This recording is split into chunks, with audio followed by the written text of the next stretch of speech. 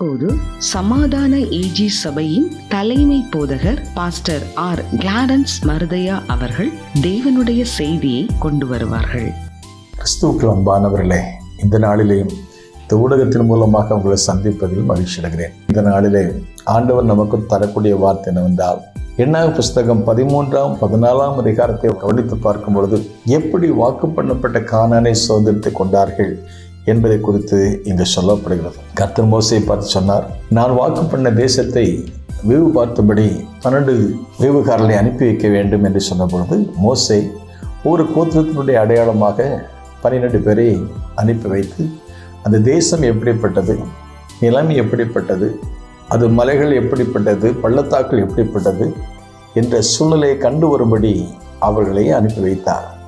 அவர்கள் போய் திரும்பி வரும் பொழுது 10 பேர் கொண்டு வந்த அறிக்கை என்னவென்றால், அந்த தேசம் பாலும் தேனும் ஓடுகிற தேசம்தான், அங்கு வாழ்கிற மக்கள் ராட்சதர்களைப் போல இருக்கிறார்கள், அவருடைய பார்வைக்கு நாம் வெட்டுக்கிளிகளைப் போல இருக்கிறோம், இது ஒரு முடியாத காரியம், அவர்கள் நம்மை சுலபமாக மேற்கொள்வார்கள், ஆகவே இது ஒரு கடினமான காரியம் என்று சொல்லி 10 பேர் தவறான அறிக்கை கொண்டு வந்தார்கள்.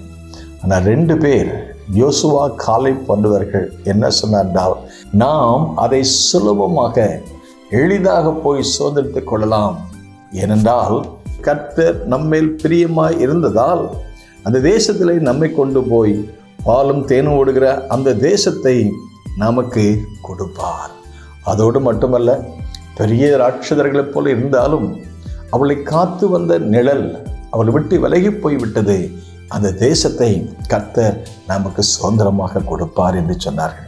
இந்த சம்பவத்தின் மூலமாக ஆவியானவர் நமக்கு கொடுக்கிற காரியம் என்னவென்றால், நமக்கு முன்பதாக தேவன் ஒரு காரியத்தை காட்டும்போது, ஒரு வாக்கு கொடுக்கும் பொழுது, அது ஒரு வேலையோ ஒரு ஊழியத்தை கொடுக்கும் பொழுது, சில சமயங்களில் அந்த ஆசீர்வாதத்தை, அந்த வேலையை அல்லது அந்த ஊழியத்தை பெறுவதற்கு பல சவால்கள் நமக்கு முன்பதாக இருக்கலாம்.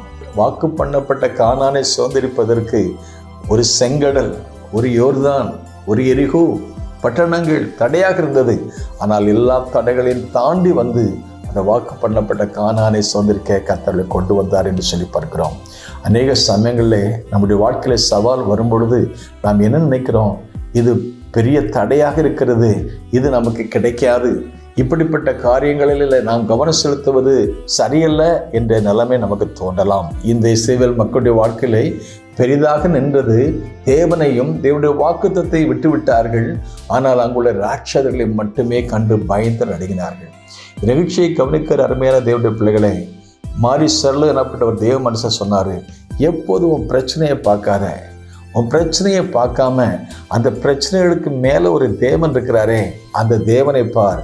அப்படி தேவனை பார்த்தால், தேவனுடைய வசனத்தை பார்த்தால், தேவனுடைய வாக்குத்தத்தை பார்த்தால், நிச்சயமாகவே ஆண்டவர் உனக்கு வார்த்தையின்படி அவர் சொன்னபடியே அவர் கொடுப்பார்.